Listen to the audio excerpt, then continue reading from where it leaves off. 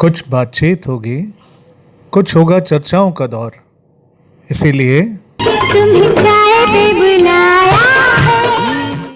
नमस्कार साथियों, स्वागत है आप सबका माध्यम टीवी के खास कार्यक्रम नीलकंठ चाय पे चर्चा में। आज हमारे साथ स्टूडियो में मौजूद हैं अलवर जिला एसपी आनंद शर्मा सर, स्वागत है। और चैनल हेड है नीरज जैन सर, स्वागत है। सर, आज हम जिस चीज को लेकर आज यहाँ चर्चा कर रहे हैं वो है साइबर क्राइम। और मैं देखता हूँ कि लगभग हर 10वां आदमी इससे पीड़ित हो रहा है आज की तारीख में, क्योंकि कहीं ना कहीं वो बैंक से रिलेटेड है। वो सारी चीजें हम मोबाइल से करने लग गए। बैंक की बहुत सारी चीजें डिटेल्स जो हैं वो भी आउटर्स में चली जाती हैं। और कहीं ना कहीं ये देखने को आया है कि कोई ना कोई आदमी लालच के वशीभूत इस साइबर क्राइम का शिकार होता है। आप जिला एसपी हैं, कई बार आप इस तरीके के अवेयरनेस कैंपेन भी चलाते हैं, तो क्या कहना चाह रहे हैं हमारे दर्शक? देखिए, अलवर जिले को लेकर के जो साइबर क्राइम है उसको हम दो भागों में बांट सकते हैं। एक तो वो साइबर क्राइम जो अलवर के निवासी हैं उनके साथ हो रहा है, जिसमें वो विक्टिम है। जी जी। इसमें वो विक्टिम है और जो आरोपी है वो कहीं का भी हो सकता है, दिल्ली का हो सकता है, झारखंड का हो सकता है, तेलंगाना का हो सकता है, कहीं का भी हो सकता है। और जो केसेस हमारे सामने आए हैं वो अधिकतर इस तरह के हैं कि या तो लोग किसी लालच में पड़ते हैं कि आप इसको क्लिक करो, आपको फ्री गिफ्ट मिलेगा, या OLX फ्रॉड की आपका ये सामान हम बहुत महंगे दामों में खरीद लेंगे, या फिर एक कुछ जो पुराने जमाने में जो टटलू बाजी थी वो अब ऑनलाइन शिफ्ट हो गई है। कोई एक प्रोडक्ट या चीज दिखा करके या सोना भी दिखा करके कि हम आपको सस्ती रेट में उपलब्ध करा देंगे, या फिर तो वो उस लालचवश या कोई लॉटरी या सस्ता लोन का झांसा दे करके वो आपको उसमें इंड्यूस करते हैं और फिर उसके अंदर आप फंसते चले जाते हैं। दूसरा एस्पेक्ट है इग्नोरेंस वश। वो आपको एकदम से एक पैनिक कॉल करते हैं कि आपका खाता सीज होने वाला है, अरे आपका इंटरेस्ट पे नहीं हुआ, आपका बिजली अभी हम काट रहे हैं। अभी एक नया फ्रॉड आया कि लोग पुलिस बन के फोन करते हैं कि आपका बेटा रेप केस में फंसा हुआ है, आओ लड़की वालों को कुछ पैसे देके सेटल करा देते हैं। तो वो आपको एकदम पैनिक और डिस्ट्रेस में लाते हैं। उस पैनिक और डिस्ट्रेस में आप कोई भी OTP दे देते हो, क्लिक कर देते हो, लिंक शेयर कर देते हो और फिर आप उसमें का शिकार बन जाते हो। तो इससे बचने के दो तरीके हैं। एक तो जब भी कोई ऐसा फोन आए जो आपसे कुछ इस तरह की सूचना मांग रहा है जो आपके खाता, जो आपका फाइनेंस या आपकी पर्सनल डिटेल से रिलेटेड है, जिसमें आपको कोई लिंक डाउनलोड करना है, किसी लिंक को ओपन करना है या कोई OTP शेयर करना है, तो पहले एक बार ठंडे दिमाग से सोचिए कि क्या ये वाकई में वाजिब है, क्या ये हो सकता है। कौन आपको बिना मतलब के पैसे को 4 गुना करके देगा, या कौन सा ऐसा पुलिस वाला है जो ऐसे आपके बेटे रेपिस्ट को और वो लड़की को बिठा करके फोन करता है कि अभी आओ सेटल करा देंगे। ये चीजें संभव नहीं है। तो आप अगर थोड़ा सा ठंडे दिमाग से सोचेंगे तो आप इस परिस्थिति से बच सकते हैं। दूसरा, हमने जो है आपकी मदद के लिए एक साइबर क्राइम रिस्पॉन्स सेल शुरू की है जो 1 साल से काम कर रही है। कल ही मैं उसका डेटा देख रहा था, अब तक वो 2,30,00,000 रुपए लोगों के बचा चुकी है जो साइबर फ्रॉड हो गए थे। ठीक है, वो ये है कि बेसिकली हर बैंक ने, हर फाइनेंशियल इंस्टीट्यूशन ने अपने अपने हेल्पलाइन नंबर्स और तरीके जनरेट किए हैं जिनसे साइबर फ्रॉड में गए हुए पैसे को होल्ड किया जा सकता है, फ्रीज किया जा सकता है, रिफंड किया जा सकता है, या फिर आपके अकाउंट को ब्लॉक किया जा सकता है। पर सब लोगों को उनकी जानकारी नहीं है। तो हमारी वो रेस्पॉन्स टीम 24 घंटे काम करती है, उनके पास वो सारे नंबर है। तो आप जब उनको कॉल करते हो तो वो आपके बिहाफ पे उस नंबर पे कॉल करके और आपका पैसा होल्ड कराते हैं। तो इसके अंदर ही क्या है, एक पाइपलाइन जैसा है। एक बार पैसा गया, अगर वो दूसरे एंड पे निकल गया तो उसको लाना बहुत मुश्किल है। जब तक वो उस पाइप में है तब तक उसे रोकना आसान है, यानी जब तक वो उस बैंकिंग सिस्टम में है। तो जैसे ही आपके साथ साइबर फ्रॉड होता है, अच्छा ये लोग जानबूझ के लेट इवनिंग या नाइट आवर्स में करते हैं क्योंकि उसको पता है इस समय आदमी कहाँ निकल के थाने जाएगा। तो इसीलिए हेल्पलाइन नंबर है, आप तुरंत कॉल करें ताकि हम आपका पैसा ब्लॉक करा सके, उसको रोक सके, बचा सके, और फिर नेक्स्ट डे आप जाके जो FIR दर्ज कराना या जो दूसरी प्रक्रिया है आप वो उसमें कर सकते हैं। तो एक तो लीगल हो गया और दूसरा हमारा अवेयरनेस वाला हो गया। अलवर में एक दूसरा एस्पेक्ट और है कि हमारा डिस्ट्रिक्ट अभी थोड़ा इनफेमस है साइबर क्राइम करने के लिए। यहाँ पे कुछ ऐसे एरियाज है, कुछ ऐसे पॉकेट्स है जहां पर लोग cyber crime as an occupation कर रहे हैं। पर वो जरूरी नहीं है अलवर वालों से कर रहे हो, वो तमिलनाडु में भी कर रहे हैं, कोलकाता में भी कर रहे हैं। और हमारे पास अलग अलग स्टेट से रोजी टीम आती है, उसमें वो कई DGP और कई मिनिस्टर्स की ID हैक करके उनके नाम से पैसा ले चुके हैं। तो वो एक अलग एस्पेक्ट है। उसके लिए हमने एक तो ये शुरू कराया कि हम ऐसे इन एरियाज में हम टेक्निकली सर्वेलेंस करके वो सिम लेते हैं जो बाहर के स्टेट से आए हुए हैं और जो जरूरत से ज्यादा और ऑड आवर्स पे एक्टिव है, और फिर हम उन एन ब्लॉक सिम्स को ब्लॉक कराते हैं। हम करीब 1 लाख से ऊपर सिम 1 साल में ब्लॉक करा चुके हैं। उसके अतिरिक्त जो हमने इनको चिन्हित करके यहाँ पे सर्च, कॉर्डन, रेड ऑपरेशंस होते हैं ताकि थोड़ा सा इनको पुलिस का जो आयरन हैंड है वो भी फील हो। और जब बाहर से टीमें आती हैं तो उनको भी हम पूरा सहयोग देते हैं और उनके आरोपियों को पकड़ के देते हैं। अब इसका कोई वेरीफाइबल डेटा नहीं है, पर ये मैं महसूस कर रहा हूँ कि पिछले कुछ समय से जो बाहर के स्टेट से टीम आ रही थी हमारे, उसकी फ्रीक्वेंसी कम हुई है।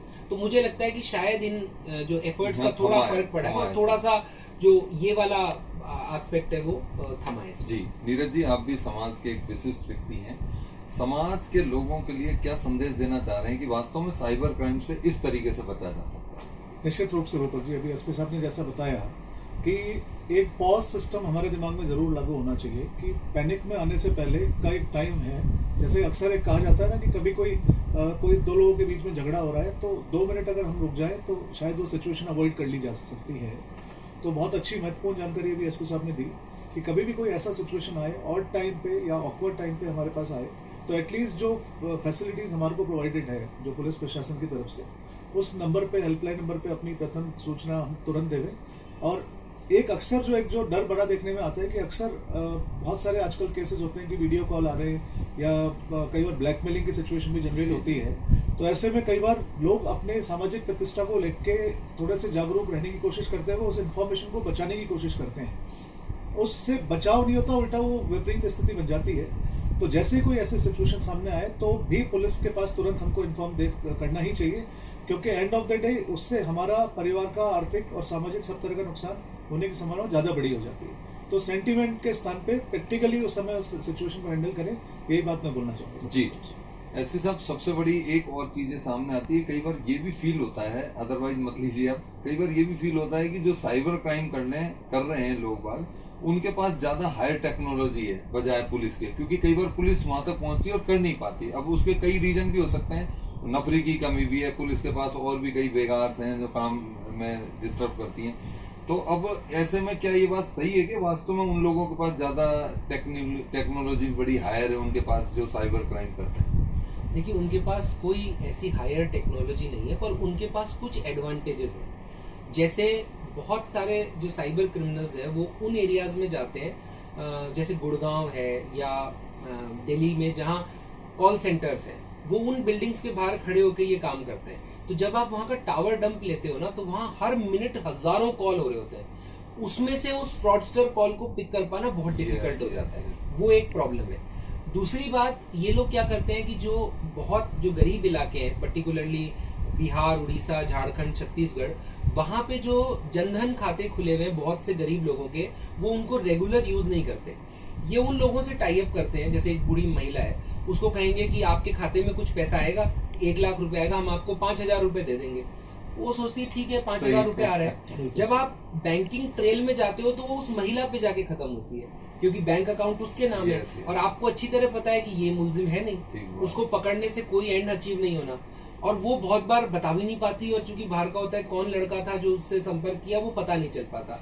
ये एक थोड़ा सा उनको एडवांटेज हो जाता है। दूसरा, बिकॉज इनका स्पान इतना बड़ा है, कभी हर केस के लिए हम टीम को बंगाल भेजें, हर केस के लिए झारखंड भेजें, तो वो हमारे रिसोर्स क्रंच होते हैं, नफरी का क्रंच होता है। तो ये बात सही है कि बहुत बार ये मतलब छोटा मोटा जब अमाउंट होता है तो ये शिकायत आती है थाने में, कहते हैं कि अरे ठीक है ना, 20,000 ही तो रुपए हैं, उसमें तो तेरे वहां जाने में ही हमारे इतने रुपए लग जाएंगे। बेसिकली ये बात होती है। तो वो एक सिस्टमिक फ्लॉ है, इसमें कोई डाउट नहीं है। पर उसमें ही अब सरकार ने साइबर थाने खोले, धीरे धीरे साइबर थाने की स्ट्रेंथ बढ़ेगी।